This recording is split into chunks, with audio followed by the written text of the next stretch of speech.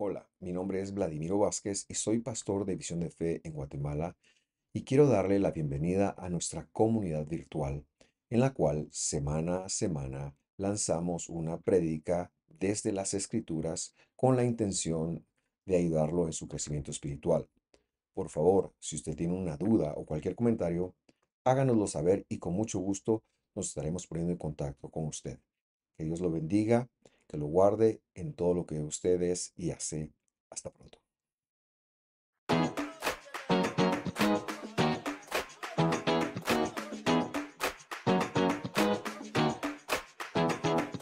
De YouTube, a los que ahora se integran de YouTube, bienvenidos sean. Estamos en un día muy especial. No sé si ya estoy más choco o están manchados los anteojos, pero pasé lavándolos y no sé por qué razón no se limpiaron. Diría mi esposa, no lavas bien. Pero bueno, ya en serio, hoy es un día muy especial y queremos eh, tener un tema. El tema se llama Pesaj. Solo estoy esperando porque no me llega el enlace de la computadora.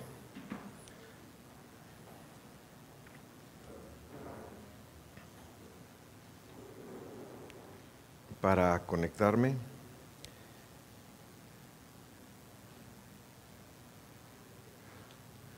Pero bueno, en lo que se actualizan voy a cerrar la aplicación y abrirla. Usted sabe que en nuestros tiempos todo se arreglaba. Aquí está, gracias. Todo se arreglaba con un apagar y encender.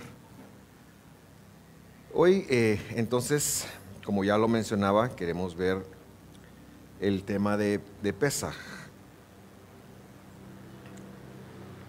Ahora, en Visión de Fe, por muchos años, hemos estado estudiando acerca de las citas del Señor. El problema es que desde el mundo cristiano occidental se judaizaron estas citas y se les otorgó el mote de fiestas judías, se les otorgó. Pero esa es una mala interpretación, es una muy mala lectura, porque en primer lugar la Biblia se llama citas y en segundo lugar la Biblia dice explícitamente que son de Dios y que Dios desea tener un encuentro con su pueblo cada cierto tiempo. ¿Cuántos de ustedes, varones que están aquí en esta mañana, están casados? Levanten la mano, por favor. Ok, quisiera preguntarles a ustedes los casados, si usted se olvidara el aniversario de bodas, ¿cómo le iría?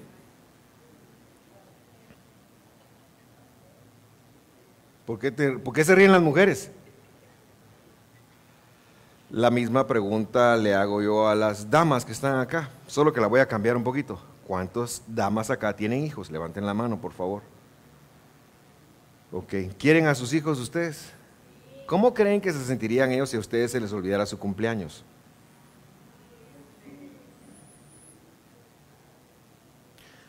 Yo tenía algo con mi madre. Yo para mi cumpleaños, yo la llamaba a ella temprano y le decía, quiero celebrar que te echaste lo mejor que te pudiste haber echado. Ya después la regaste 3 veces, le decía yo, y cosas así, ¿verdad? Porque tengo 3 hermanas. Y era una cuestión entre nosotros. ¿Cómo vería usted en nuestro país que a usted lo cite el presidente de la República a una cena en su honor? ¿Cómo usted atendería? Independientemente de cómo nos caiga el que está ahí de turno. Puede ser el de ahorita, el de hace 4, el de hace 10, etcétera. Pero si a uno lo invitan, uno va. Las citas del Señor son precisamente eso, son una invitación de parte de Dios y por lo tanto hemos de atenderla. En el primer siglo, que es el siglo en el que se escribe el Evangelio, nosotros tenemos como la conciencia, la mentalidad de que todo el mundo ahí era cristiano. En el primer siglo, cristianos como los conocemos hoy en día, que van a la iglesia, que se reúnen domingo no existían. Eso empezó en el segundo siglo. Sino que las congregaciones que usted ve como Efesios, como las de Gálatas, como Corintios y todo eso, eran congregaciones que en su gran parte tenían un componente judío. El judío sabía la Biblia y cuando, por ejemplo, Pablo llegaba a una iglesia, él armaba un grupo de ancianos, algo de eso vimos, pero esos ancianos eran judíos, porque ellos eran los que tenían el conocimiento bíblico. Lo que pasa es que Pablo ya venía y les enseñaba el conocimiento del Mesías. Pero todos ellos, cuando empezaron a pasar los años, empezaron a vivir las citas del Señor en las distintas congregaciones. Y todo esto es un dato histórico y es un dato arqueológico. De hecho, está registrado que la primer congregación que intenta hacer algún cambio con respecto de esto, allá por el año 155, es la congregación, adivine cuál, la congregación de Roma, la que después lideró toda la apostasía bíblica que representó apartarse de la Biblia. Pero lo que quiero decir es que entonces en el primer siglo, cuando un gentil entraba, un gentil venía y decía, wow, Dios se quiere juntar conmigo. Y era difícil porque los gentiles venían de, voy a poner un ejemplo, vamos a suponer, este era mi Dios antes, ¿verdad? Para el gentil, este es mi Dios. Así que voy a poner nerviosas a las personas que ordenaron, que hicieron esto. Pero venía el gentil y llegaba con su ídolo y se le postraba y le decía, lo tocaba, lo sentía. Y cuando el gentil se convierte al Dios de Israel en una congregación creyente en el Mesías, el gentil tiene que conectar que a Dios no se lo toca, no se lo ve, no está visible, no está a veces perceptible a las emociones, a veces sí lo está perceptible a los sentimientos, pero a veces no lo está. Por esa razón, hoy en día muchos dicen, hoy sí estuvo bonita la presencia de Dios, y algunos dicen, hoy no sentí a Dios. Pero no es que Dios no esté, es que no lo pudimos percibir en ese día. Por lo tanto, nosotros siempre enfatizamos el punto. No nos mueve lo que sentimos, ni lo que nos vemos, nos mueve la palabra de Dios. Y si yo siento a Dios bien, y si no lo siento bien, no pasa nada, Dios está porque dijo que iba a estar. Pero bueno, eso es otro tema. El gentil tiene una dificultad en empezar a asimilar estas cosas, porque repito, viene de un mundo, si lo puse recto, ¿verdad? O bien, viene de un mundo que palpa, que ve, que escucha, y está acostumbrado a que su Dios también es así. Pero en el mundo creyente ya no es así. Ya no es así, porque nosotros creemos en el Dios que hizo los cielos y la tierra y que está sentado en el trono de la majestad hoy en día, que vino a por nosotros, que vino a rescatarnos, que vino a salvarnos, pero que ciertamente ha vuelto a los cielos esperando que todos sus enemigos sean puestos como el banquito de sus pies. Eso quiere decir vencer todos sus enemigos. El último enemigo en ser vencido, dice la Biblia, será la muerte, ¿verdad? El único que ha vencido la muerte hasta ahora es Jesús. Es Jesús. Todos los que resucitaron fue una victoria de una batalla porque volvieron a morir o volverán a morir hasta que Jesús regrese. Esta es el paradigma de todas las citas, la de Pesaj. ¿Qué quiere decir Pesaj? Yo creo que se va a recordar, hace algunas semanas yo predicaba eso. Quiere decir dar un salto, dar un brinco, dar un brinco. Y en Roma se empezó a asimilar como una Pascua. El problema es que Pascua en castellano tiene muchas asociaciones, ¿verdad? Por ejemplo, una primera asociación podría ser las flores de Navidad. son las Pascuas, ¿verdad? Por ahí en el mundo anglosajón, y eso nos ha salpicado, también se creó el tema de un conejito y unos huevos pero todo eso tiene un contexto ajeno a la Biblia, idólatra a la Biblia. Por lo tanto, a mí me gusta usar el término bíblico que es Pesaj. Así que anote por favor una palabra a su léxico. Hoy usted va a aprender una palabra en hebreo y es la palabra Pesaj. Pesaj. Y Pesaj representó en primer lugar para el pueblo de Dios ese salto, esa omisión que Dios hizo de traer castigo sobre los egipcios. Y esto se empieza a explicar en el primer siglo, se empieza a vivir de alguna forma. Y luego vemos a Pablo que ha visitado la congregación, que ha fundado la congregación de Corinto, que ha sido esencial, tal vez no la fundó, pero sí fue esencial en establecer la congregación en la ciudad de Corinto. Vemos a un Pablo que años más tarde les escribe 3 veces. Solo tenemos 2 de esas cartas. Hay una carta perdida a los corintios. Cuando usted lee los corintios se va a dar cuenta de eso. Hay una carta perdida. Pero está bien, Dios quiso que las que tuviéramos fueran la primera y la segunda. Se piensa que la perdida es la de en medio. Fíjense, curioso, ese dato me recuerdo yo de arqueología bíblica, que sí puse atención cuando estudiábamos con Gabriel en la universidad. A pesar de que lo molestaba, le estaba tirando papeles y Gabriel era mi compañero en ese momento y él se dedicaba a componer canciones para, en ese entonces, su novia, en lugar de estar estudiando. Pero bueno, eso es un reclamo que no viene al punto. El punto es que Saulo, en su primera carta, les llama la atención a los corintios. Los corintios la están fallando, la están regando, muchas cosas. Tienen inmoralidad sexual, tienen problemas de peleas, tienen situaciones. La primera carta de Corintios, cuando usted la lee, es un regaño del apóstol a la gente que está ahí. Pero en medio de ese regaño, él da una enseñanza que es la que yo quiero compartir con usted con respecto a este tiempo. Vamos a primera carta de Corintios, capítulo 5, versículo 6. Y les dice, la jactancia. ¿Cómo se dice jactancia en guatemalteco? ¿Alguien sabe? Bueno, quizás en guatemalteco de mi edad era darse su paquete, ¿verdad? Eso sí se entiende, ¿verdad? La jactancia de ustedes, les dice a ellos, no es buena. Y luego les hace una pregunta retórica. ¿No saben que aunque sea una pizca de levadura, fermenta toda la masa? Ahora, en este momento Pablo no está hablando tan solo del pan, de la masa.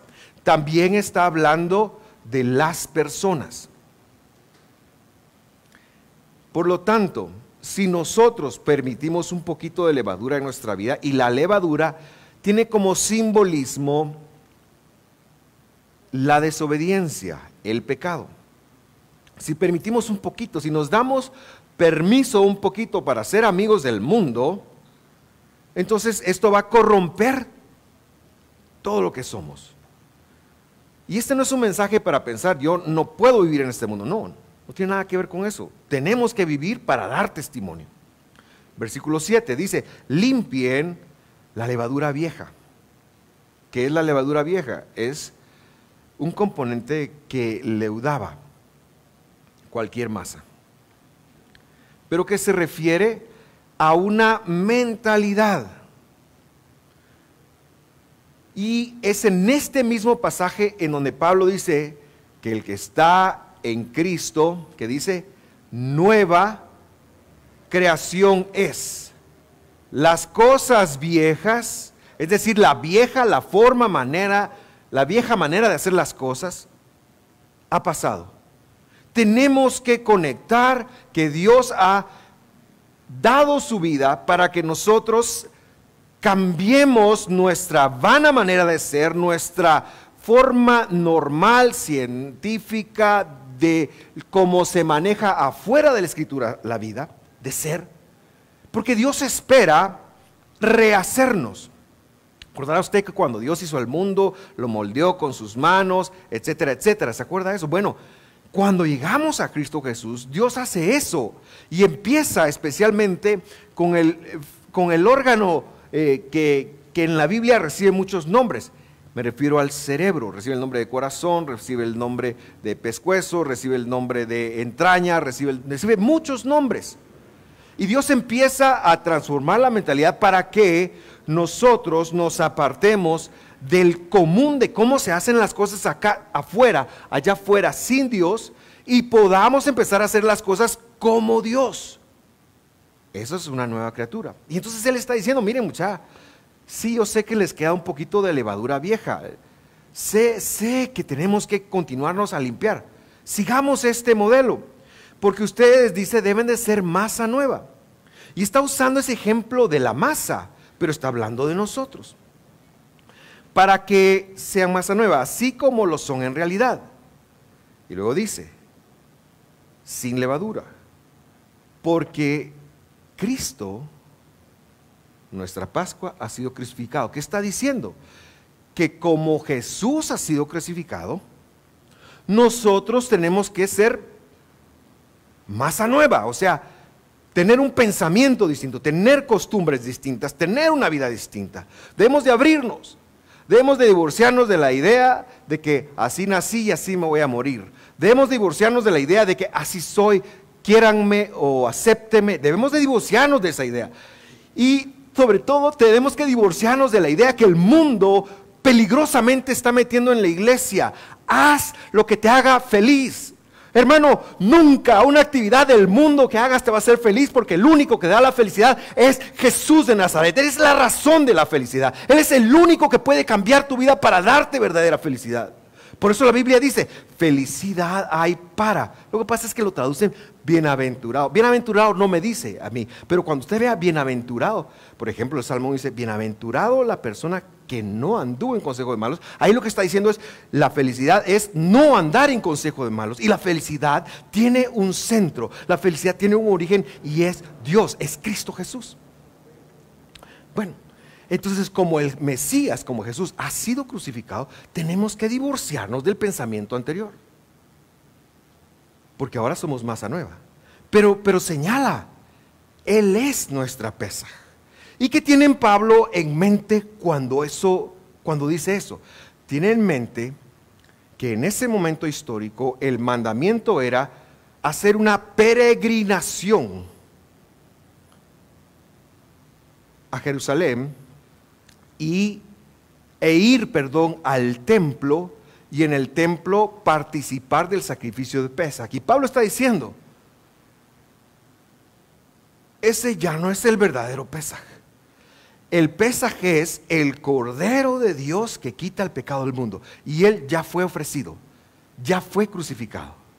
Lo que yo quiero que usted conecte es que si por ahí aparecemos diciendo, no, es que ya no hay que celebrar la Pascua, estamos negando la obra del Mesías, porque Pablo en el Evangelio es el que está diciendo, Cristo, el Mesías, Él es el Pesaj, ya no es la del templo, ya no es la que se hace allá en Jerusalén. No, la razón de Pesaj, la razón de Pascua es el Mesías y lo que encierra el Mesías. ¿Y qué encierra el Mesías? Lo digo siempre, pero me gusta demasiado repetirlo. Encierra el hecho que el Dios Todopoderoso se disminuyó a una semilla para venir, tomar forma de hombre en el vientre de una mujer, caminar por la tierra, crecer y dar voluntariamente su vida por nosotros. Porque si Él dijo, mi vida nadie me la quita, yo la doy. De tal manera que si lo ponen en la cruz sin su consentimiento, no hubieran atravesado los clavos, no hubiera atravesado la lanza, porque Él es Dios, Él era Dios, Él era inmortal ya era inmortal. Él ya era porque es Dios. Así que Él ofrece su vida. Y lo que quiero que nos pueda quedar claro es que Pesaj, Pablo está diciendo, el cordero, la cita, el tiempo, los panes sin levadura, todo eso se cumple en Cristo. Ahora, no podemos pensar como lo hacen ingenua o de una mala, con mala intención, no lo sé, pero mucha gente dice, no, es que Cristo cumplió la ley y lo que está implícito ahí es para que yo no la cumpla. Yo diría, ¿what? ¿Y dónde dice eso? ¿A dónde? No podemos permitir esa mentalidad. No. Él cumplió la ley para ser el único que podía ser nuestra Pascua, nuestro Pesaj. Pero cuando Él salva, Dios quiere que usted sea como Él. Y eso lo registró en la Biblia. Seguimos leyendo. Por tanto, dice, por tanto, ¿cuál es la exhortación del apóstol a los creyentes judíos y gentiles de la congregación de Corintio? Es guarden, celebren esta cita, pero no desde su mentalidad vieja, esa es la levadura vieja, ni con una mentalidad de malicia y maldad. ¿Y por qué les dice eso? Porque como decimos en Guatemala, hay clavos en Corinto, hay problemas en Corinto, hay problemas. ¿Cuáles problemas? Ya los vamos a ver. Sino con panes de levadura, dice, de sinceridad y verdad. Es decir, que cuando comamos el pan sin levadura, que vamos a recordar a Jesús, lo hagamos especialmente desde la verdad. ¿Y cuál es la verdad? La verdad es Dios, la verdad es la palabra de Dios. Muy bien, hagamos entonces vamos a hacer un viaje en el tiempo. Estábamos en Pablo más o menos en el año 50, 60 y ahora regresamos a la noche en donde Jesús hace este modelo y está con sus discípulos, que dicho sea de paso, este año esa cena hubiera sido viernes. En la Biblia vemos una exactitud en todo lo que Jesús decía, que el cordero había que matarlo el día antes de Pesaj, y Jesús murió precisamente el día antes de Pesaj, de la cita de Pesaj. Pero en esa noche Él ha reunido a sus apóstoles. Ahora, lo que tenemos que saber es que este tiempo es un tiempo para la familia, es un tiempo en donde Dios nos invita a que tomemos a nuestra familia y les hablemos de que Dios nos ha sacado del yugo del pecado y de que Él murió por nosotros. Pero es una cita a la cual atendemos en familia, porque la familia es importante para Dios, porque Dios quiere moldear el corazón de nuestros hijos, porque Dios quiere que el llamado de Dios sobre tu vida no se quede en ti, sino que tus hijos sigan, que continúe, porque la misión que Él nos ha encomendado es demasiado importante. Y si pensamos que eso solo se da la hora y cuarto que nuestros hijos están aquí en la escuela dominical, estamos equivocados. No, tenemos que ser muy intencionales en tomar a nuestros hijos y hablarles de Dios y demostrar, y sobre todo demostrarles a Dios, porque esta nueva generación ya no se la traga, hermanos. Esta nueva generación, si tú dices que sos cristiano y vives como cualquier cosa, no te lo va a topar. Por eso es que, repito, nosotros debemos ser los primeros en cambiar. Claro, tenemos errores, por supuesto. Entonces, volviendo a la cena, veamos cómo la enfocó Jesús. Lucas 22, 14, perdón. Cuando llegó la hora, quiero que lo tengan en mente, Jesús se sentó a la mesa y con él los apóstoles. Verso 15, y les dijo, intensamente he deseado comer esta Pesaj con ustedes antes de padecer, porque les digo que nunca más volveré a comerla de ella hasta que se cumpla en el reino de Dios. Verso 17, pero yo quiero que usted se fije en el orden. Quiero que se fije en el orden. ¿Cómo hemos celebrado la Santa Cena nosotros históricamente? ¿Qué va primero? El pan. Y después, la copa. Mire qué hace Jesús. Y tomando una copa, después de haber dado gracias, dijo, tomen esto y repártanlo entre ustedes. verso 17. Y les dice, porque les digo que de ahora en adelante no beberé del fruto de la vid hasta que venga el reino de Dios. Es un momento. Ya voy a explicar qué momento es. Ahora, mantenga sus ojos en la lectura. Verso 19. Y tomando el pan, ¿cómo lo celebramos nosotros? Primero él y después la. ¿Qué hizo Jesús? Tomó la y después él. Pero ojo, que esto se pone más complicado. Después de haber dado gracias, lo partió y les dijo, esto es mi cuerpo que por ustedes es dado. Hagan esto en memoria de mí. Verso 20. De la misma manera tomó la copa después de haber cenado, diciendo, esta copa es el nuevo pacto de mi sangre, que es derramada por ustedes. Acompáñenme a decir, ¿what? Ahí está. What quiere decir ¿qué en inglés? ¿Cómo así? Yo quiero que usted se fije en que el Evangelio está diciendo que hay una copa y unas palabras de Jesús, hay un pan y después de eso hay un cuscún, cena, y después de eso hay otra copa. Sí lo nota, ¿verdad? ¿Por qué no nos hemos puesto a pensar qué quiere decir esto nunca? Bueno, hoy nos vamos a poner a pensar. Y la respuesta es que esta era una costumbre judía. Era la forma judía de celebrar Pesaj. La forma bíblica, ojo, la forma bíblica tenía 3 elementos. Esos están en Éxodo. Número 1, ellos deberían tener pan ácimo, pan sin levadura. Número 2, deberían de comer un cordero. Y número 3, deberían de comer hierbas amargas. Eso es lo bíblico. Eso es lo bíblico. Pero en el fariseísmo se empieza a dar un fenómeno. Ellos empiezan a interpretar y hubo un teólogo, voy a llamarle así, que se llamaba Hillel, que más o menos unos 110 años de Jesús establece esta forma de celebrar el Pesaj. Era una cena. Le voy a decir algunos elementos. La cena incluía 4 copas. 4 copas. La copa de la santificación, la copa del juicio, la copa de la redención y la copa de la alabanza.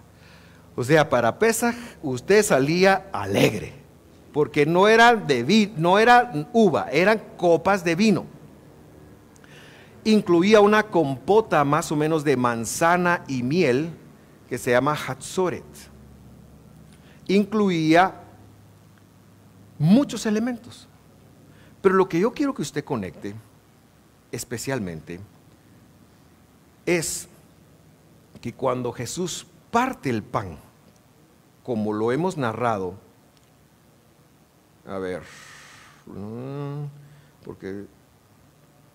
que cuando Jesús dice, primer lugar, primera conexión, quiero tomar esta copa con ustedes, no la voy a tomar, esta cena, lo dice en el momento en que hace la segunda copa, que es la copa del juicio. Y lo que él está diciendo es, señores,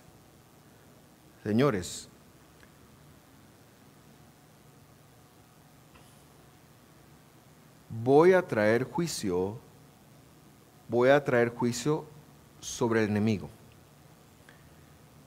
pero lo voy a traer hasta que regrese, hasta que venga. Y luego, cuando parte el pan, este es un ejercicio pedagógico.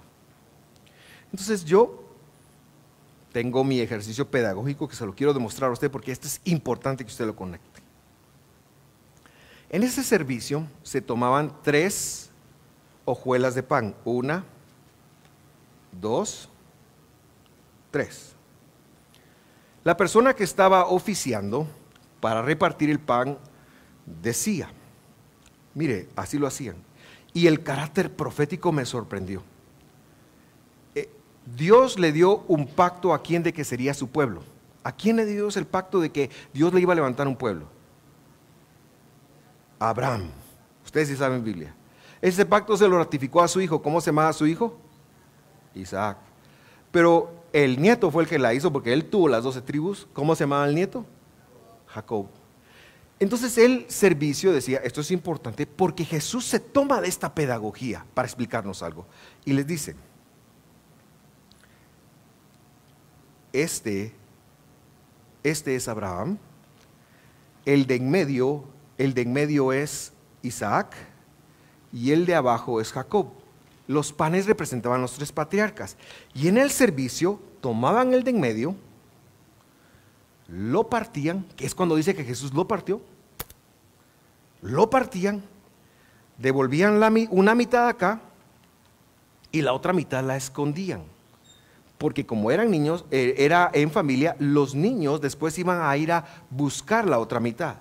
La otra mitad se llamaba epícomen. Epícomen. ¿Qué quiere decir epícomen en griego? Él volverá. Entonces, cuando Jesús les da el pan, les está dando el pan de Isaac y le está diciendo, este pan no es que represente a Isaac. ¿Por qué Isaac era quebrado? Porque él iba a ser sacrificado. Él les está diciendo, no.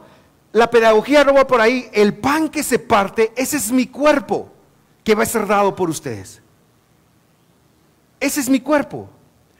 Si nosotros no entendemos que esto es así, nos perdemos de esta gran pedagogía. Escondían esta otra parte. No la quiero poner en cualquier lugar porque después tal vez me la llevo para comer, pero vamos a suponer que está escondida. La voy a esconder aquí abajo en presencia de todos ustedes. No le vayan a decir a nadie. Y en la pedagogía, Él les dice, yo voy a entregar mi cuerpo por ustedes. Eso es lo que representa el pan quebrado. Yo voy a entregar mi cuerpo por ustedes. Ya no tienen que pensar en los patriarcas, tienen que pensar en que el que va a dar su vida por ustedes, voy a ser yo. Pero eso sí, vayan a buscar el epicomen, porque yo voy a regresar para dar vida eterna. Eso representa el que escondían. Así que en algún momento del servicio lo van a buscar y el Señor toma el pan y de plano les dijo, eso no está escrito, pero eso es parte de la pedagogía. Este pan representa que yo voy a regresar en mi reino. Y luego hace algo y les dice, ¿y la copa? La copa, esa tercera copa que ustedes conocen como la copa de la redención, esa es mi sangre, que habla de un nuevo pacto. ¿Qué quiere decir un nuevo pacto? Lo mismo. Ellos estaban acostumbrados que para recibir perdón de los pecados antes de la muerte de Jesús, ¿qué tenían que hacer? Tenían que llevar un animalito. ¿A dónde? Al templo, muy bien. ¿Y lo tenían qué? Y entonces esa sangre, cuando el animalito empezaba a dar su sangre, la recopilaban alguna y el sacerdote entraba fuera de la vista de todo el mundo a un altar y agarraba la sangre y la aplicaba, quizás con una brocha, con un hisopo quizás, la aplicaba al altar donde se iba a ofrecer. Y lo que implicaba esto es, este es el testimonio de que alguien murió, que alguien dio su cuerpo. Cuando Jesús dice, esta es mi sangre, el vino representa mi sangre, el vino es un invento en la cena del Señor, es un invento judío. Eso hay que decirlo. No es bíblico, es judío. Cuando se toma la cena del Señor con vino o con uva, con lo que sea, es una pedagogía judía. ¿Nos vuelve judíos eso? No. Entonces, lo que quiero que usted conecte es lo siguiente, que cuando Él dice, esta copa es mi sangre, lo que verdaderamente está diciendo es, ya no van a tener que ir al templo a ofrecer animalitos para recibir perdón, sino que en Pesaj, cada vez que celebren esto en Pesaj, tienen que recordar que ustedes están en un nuevo pacto, ya no en el Levítico, sino en el pacto en el cual yo soy el sacrificio, yo voy a dar mi vida por ustedes y por lo tanto, cuando nosotros pecamos, Él es fiel, Él se mantiene justo para perdonar nuestros pecados. Y ese es el punto de la gracia. El punto de la gracia es que Dios nos perdona, pero debe haber un arrepentimiento genuino en nosotros. Pesaj encierra todo esto y recuerda todo esto. Pero ¿qué pasó en Corinto? Ahí quiero terminar. ¿Qué pasó en Corinto? Bueno, leamos qué pasó en Corinto. Primera de Corintios 11:1. Pero al darles estas instrucciones, no los alabo, porque ustedes no se congregan para lo bueno, sino para lo malo. El contexto es que se están reuniendo. Pablo esperaba que se reunieran para algo bueno, pero ellos se están reuniendo para hacer cosas que no deben de hacer. ¿Correcto? Y él lo explica, ¿cuáles son esas cosas? En primer lugar dice, verso 18, oigo que cuando se reúnen como congregación hay divisiones entre ustedes y en parte lo creo. Es decir, están segmentados. Pero ya va a haber se refiere a cualquier reunión, pero también está hablando de una reunión específica. Verso 19. Porque es necesario que entre ustedes haya bandos a fin de que se manifiesten entre ustedes los que no son aprobados. O sea, cuando alguien viene y causa división, esa persona no muchito que está siendo aprobada por Dios, ¿correcto? Más o menos así podríamos leerlo.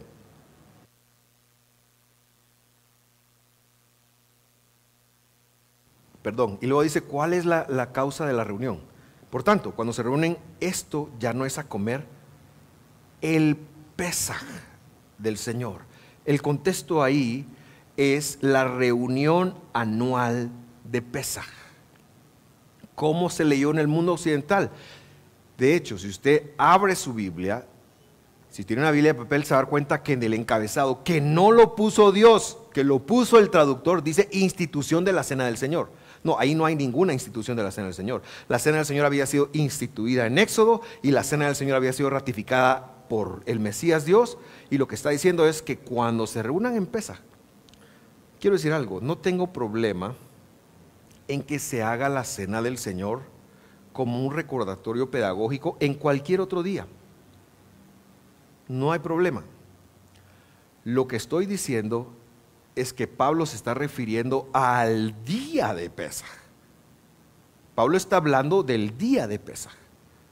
Por eso no dice el primer domingo del mes, el tercer domingo del mes, porque Pablo está hablando de la Cena del Señor de una vez al año. O sea, la que nos compete hoy. Entonces les dice, ustedes ya no se juntan a comer la Cena del Señor. Están haciendo un relajo, muchachos. Y mire lo que sigue diciendo, porque al comer, cada uno toma primero su propia cena. Recuerde, están congregados y Jesús cenó. Entre el pan y la tercera copa, Jesús cenó. ¿Recuerda usted que Jesús cenó?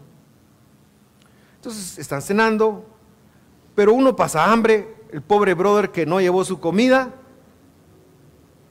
Mira cómo los otros están así. Y él está así solo llevó su panito. O a lo mejor no tenía plata para comprar la vianda que otros sí. Uno pasa hambre. ¿Y otro qué dice? Se embriaga.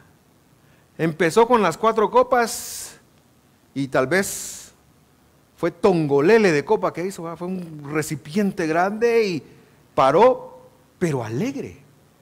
Lo que estamos viendo es que en el tiempo de Pesaj, los corintios perdieron el norte, se desordenaron, se desubicaron. Y por eso es que después dicen en el 22 que no tienen casas para comer y beber. O sea, hagan todo en la casa. El servicio, háganlo en la casa. O están despreciando la congregación de Dios y avergüenzan a los que nada tienen. Era un tema económico. Había gente que no podía pagar el vino, había gente que no podía llevar el pavo para Navidad, lo que sea que llevaran. Y la gente nada más estaba así como, imagínese usted, ¿verdad? Hoy es Pesaj. yo partiendo mi puyazo, y usted no trajo ni panito, y yo así como, pobrecito el hermano, Señor, ayúdalo, bendícelo. Por eso se le va el ácido único para arriba a uno.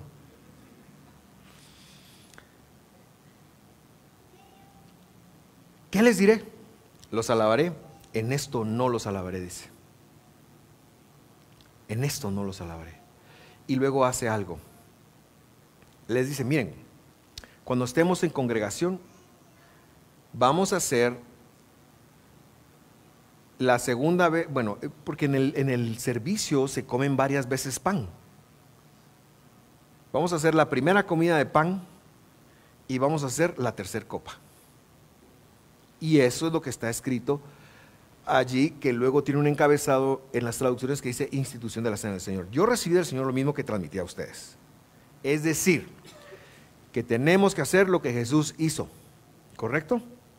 Que la motivación es lo que Jesús hizo.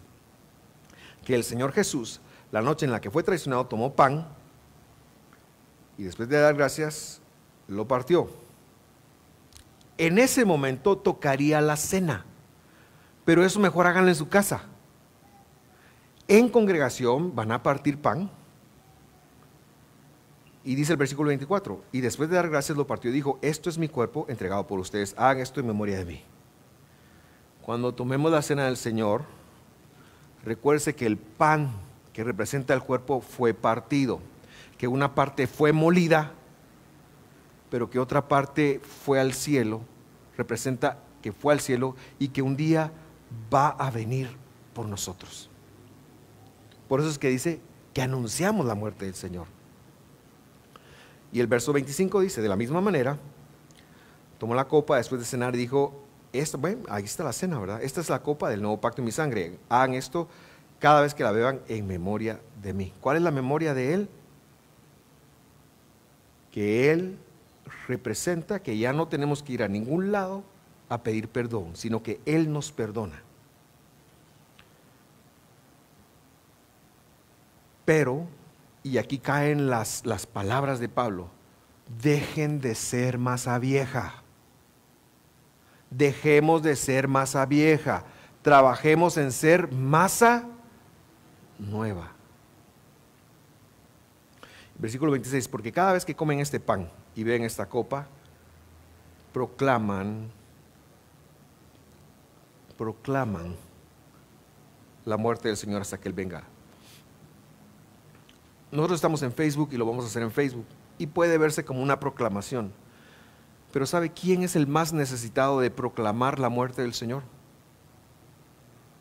Le voy a decir quién es. Usted lo ve en el espejo todos los días. Sí se ve al espejo, ¿verdad? A veces yo ni me miro al espejo, solo me pongo gorra y me voy. Pero es otro tema. Yo soy el que necesita proclamar para mi vida la muerte del Señor. Y esa es la proclama hoy, queridos hermanos. Jesús es Pesaj, es el Cordero de Dios, es el Cordero que cuando Él estaba en el cielo hizo una escritura, hizo una palabra y dijo, el Cordero tiene que cumplir ta, y después dijo, bueno, manos a la obra, me voy, vino y Él es el Cordero de Dios. Él es el Cordero que quita, que porta el pecado del mundo. Él es la salvación, Él es la vida, Él es la felicidad. Lo que yo estoy aquí para decirle que Pesaj representa es que Jesús es Dios, Él es la vida, Él es el Rey, Él es el Señor de señores, Él va a volver a por nosotros, Él nos ama, quiere que estemos con Él y no quiere que tu vida siga siendo como es, porque puede ser mejor cada vez, porque cada vez debemos de aspirar a ser mejor, y eso es lo que recordamos, y eso es lo que celebramos hoy, por supuesto, porque con su cuerpo Él pagó el precio, pero La sangre representa que estamos en un pacto donde ya no hay que ir a Jerusalén, ya no hay que pedirle a un hombre, no necesitamos intermediarios, no necesitamos un santo o un mensaje. Usted no tiene que acercarse conmigo y decir, mire pastor, usted está más cerca de Dios, pídale tal. No necesita hacer eso porque usted tiene un acceso directo al Señor. Dios lo oye a usted lo mismo que me oye a mí, pero por el amor de Dios, limpiemos la levadura vieja de nuestras vidas, trabajemos en la transformación de nuestras vidas, porque eso es lo que Dios espera. Y no es un mensaje para que empieces a ver cuál es la levadura de tu hermano. Mira la tuya, trabaja en la tuya, trabaja en la tuya. Ese es el mensaje. Quiero que cierre los ojos. Vamos a la celebración por un momento. Si usted está en casa, vamos a usar solamente dos elementos: el elemento de la copa y el elemento del vino, del pan, pan y vino. Y quiero que medite. ¿Sabe qué? Hágame un favor, mejor abra sus ojos porque le van a hacer llegar en este momento el pan y el vino. Así que antes de hacer la meditación, lo que vamos a hacer es que vamos a estar atentos a cuando nos llegue el pan y el vino. Pero lo que yo quiero que conecte en medio de todo esto es que Jesús es nuestro Salvador. Jesús es nuestro Redentor. Él es nuestro pesaje. Él nos ha dado la vida.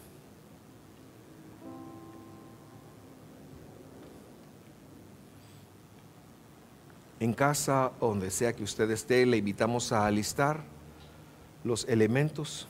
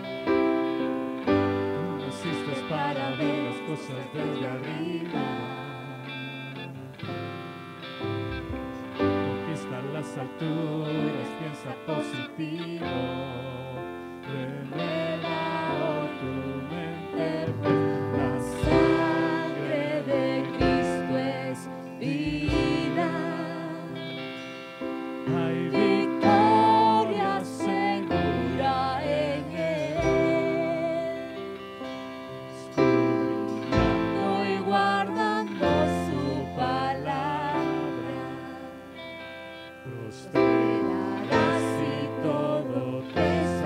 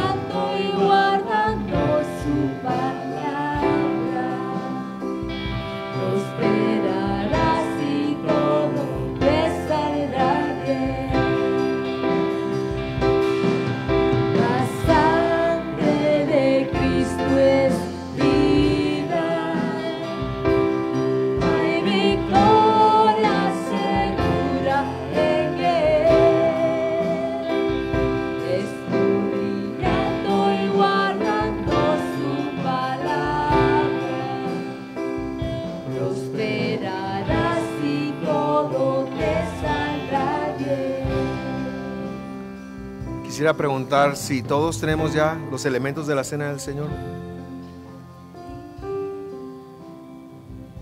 Muy bien. Igual quiero que estemos listos desde donde nos sintonizan. Y quiero leer nuevamente Corintios 11:23. Dice: yo recibí del Señor, y yo también vi a Pablo, lo que hemos transmitido, que el Señor Jesús, la noche que fue traicionado, dice esta versión, tomó pan, después de dar gracias lo partió y dijo: esto es mi cuerpo entregado por ustedes, hagan esto en memoria de mí. Pero lo que yo quiero que recuerden es cuando partí el pan, que se pensaba que era Isaac porque él iba a ser sacrificado, pero Isaac no fue sacrificado, pero Jesús sí lo fue. Su cuerpo fue quebrantado, y a veces vemos nada más la fisicalidad de ello. No se fije en la fisicalidad solamente. Por supuesto que él derramó sangre, por supuesto que su rostro fue desfigurado, que su espalda, etc. Todo eso es correcto. Pero fíjese que él permitió, y si ese es un milagro, Dios que es eterno, Dios que no muere, permitió, por amor a usted y por amor a mí, que la muerte tocara su ser, que tocara su cuerpo.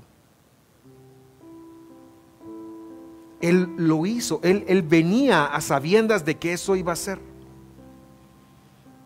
porque quería redimir a un pueblo para con él. Yo no sé cuántas veces usted ha tenido situaciones, circunstancias en donde piensa que Dios no lo ama. No hay demostración de amor más grande que la cruz, porque el ser eterno, el único ser eterno, permitió que la muerte lo tocara, permitió que su cuerpo fuera quebrantado, y lo hizo por amor, porque de tal manera amó Dios al mundo. Es que lo amó desde el mismo momento en que Eva y Adán fallaron. Dios amó, y Dios lo ama a usted en medio de sus fallos, y lo ama en medio de sus circunstancias, y en medio de cualquier situación que usted esté atravesando. Lo ama con sus errores y lo ama con sus virtudes. Lo ama cuando tiene la mentalidad incorrecta. Lo ama a pesar de que muchas veces hemos traicionado intencionalmente a Dios. Dios lo ama. El pan representa ese amor. El pan representa la incondicionalidad de ese amor. Él permitió que su cuerpo fuera quebrantado, que la muerte tocara. Había caminado 33 años acá, y él había percibido lo que era ser humano. Pero en ese momento él estaba enfrentándose al enemigo más importante. El enemigo más grande es la muerte. Y va a permitir que la muerte tocara su cuerpo con el propósito de derrotarla. Usted no es un derrotado, usted es un vencedor. Usted es un vencedor, usted es una persona que Dios ha amado. Levántese a ser como Dios. Levántese, salga de acá para trabajar en los comportamientos y en la ética de Dios que se forme en su vida. Después de dar gracias, Señor, te damos gracias por haber venido. Tú eres nuestra Pesaj. Todo lo que se escribe en Levíticos de Pesaj, eres tú. Todo lo que se escribe en Éxodo de Pesaj, eres tú. Lo que se escribió en Números y en Deuteronomio de Pesaj, eres tú. Lo que los evangelios registran como Pesaj, eres tú. Todo eso eres tú. Gracias por haber venido, por haber dado tu vida por nosotros. Hoy comemos el pan con este conocimiento. Coma del pan.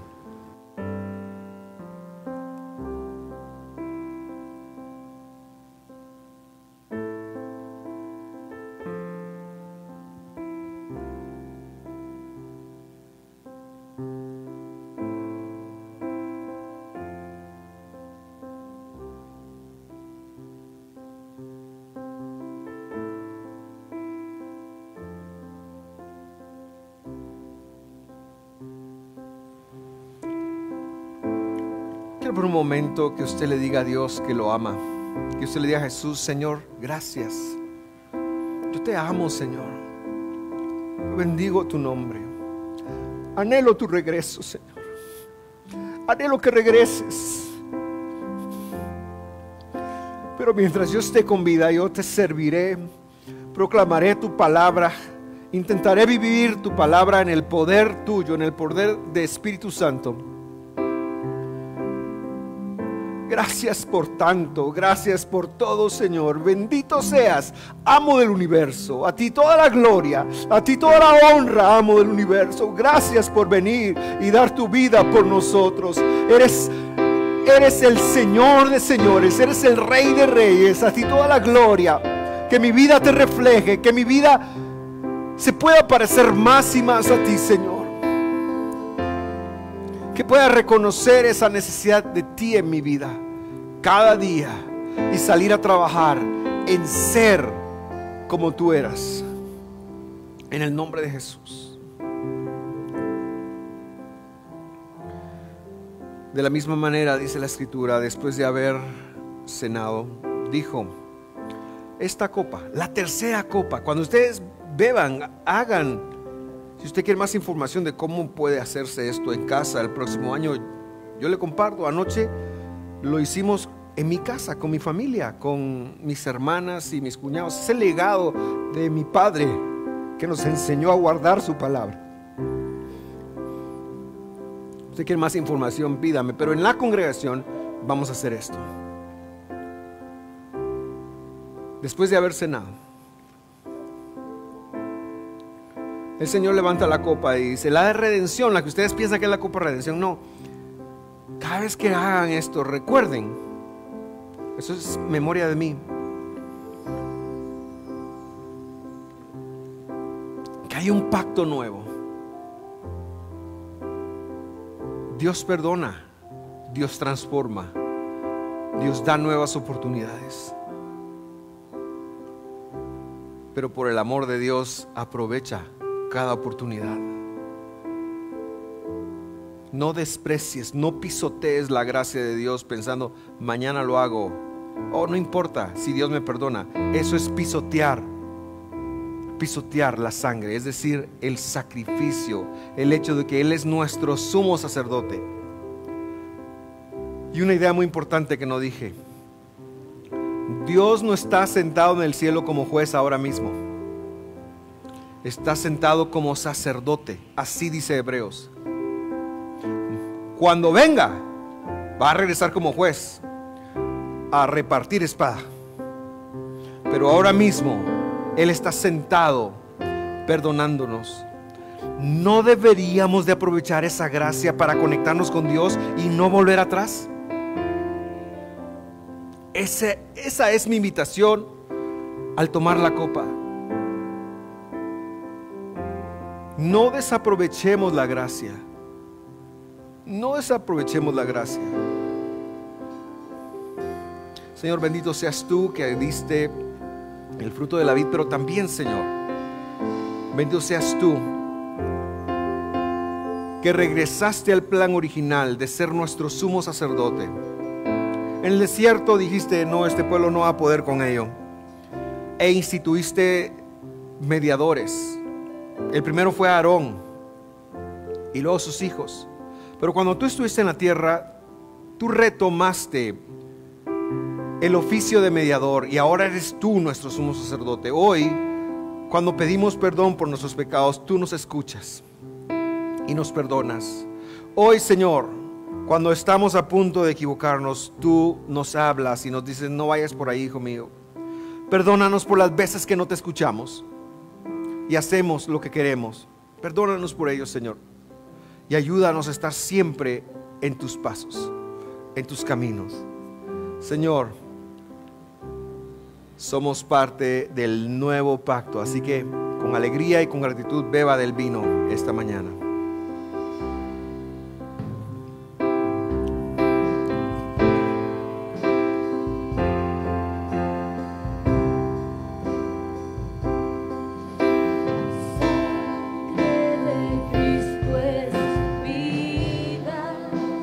¿Lo cantamos?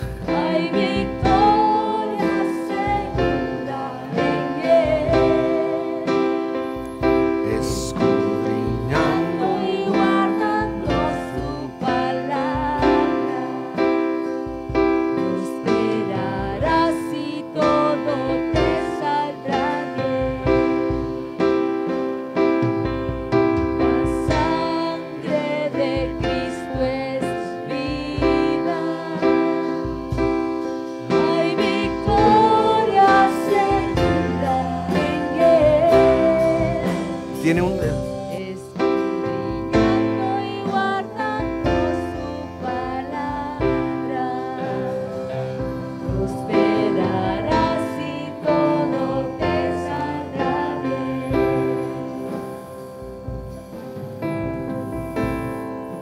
No mirar ese panorama que hacen que tus sueños sean como un desvelo. No escuches voces inciertas y extrañas que solo ponen peso sobre tus espaldas. Tú naciste para ver las cosas desde arriba. Las alturas, piensa positivo, renueva hoy tu mente, pues la sangre de Cristo es vida. Hay victoria segura en Él, escudriñando y guardando su palabra, prosperarás y todo te saldrá bien. La sangre de Cristo es vida. Hay victoria segura en Él, escudriñando y guardando su palabra, prosperarás y todo te saldrá bien. Prosperarás y todo te saldrá bien. Bendito seas tú, Señor, amo el universo. Gracias por tu vida. Señor, pongo delante de ti nuestras vidas. Como humanos, como personas, tenemos situaciones y circunstancias difíciles en nuestras vidas. Señor, interviene en nuestras vidas, por favor. Ven en este momento a refrescar nuestro ser. Señor, trae esperanza. Recuérdanos que somos salvos. Recuérdanos que vivimos en el poder de Espíritu Santo. Recuérdanos, Señor, que nos has llamado. Recuérdanos que somos tus hijos y que en ti tenemos el poder para enfrentar cualquier situación y cualquier circunstancia. Y que aunque a veces toque sufrir, porque no nos gusta, tenemos el contentamiento y tenemos tu palabra y tenemos el respaldo, y cuando clamamos, tú nos oyes. Tú nos oyes. Bendito seas tú en cada situación y en cada circunstancia. Ayúdanos a involucrarte. Ayúdanos a ser obedientes, a escuchar. Y ayúdanos, Señor, a cambiar conductas para cada vez ser más como tú eres. Llena de gozo, llena de paz a cada persona que está viendo esto por Facebook o YouTube, y también a todos los que estamos acá. En el nombre que está escrito, es el nombre más alto que hay, el nombre más grande que hay, el nombre de Jesús, el nombre de Yehoshua, el nombre de Jesús. Todos decimos amén. Den un aplauso al Señor y sea feliz esta mañana.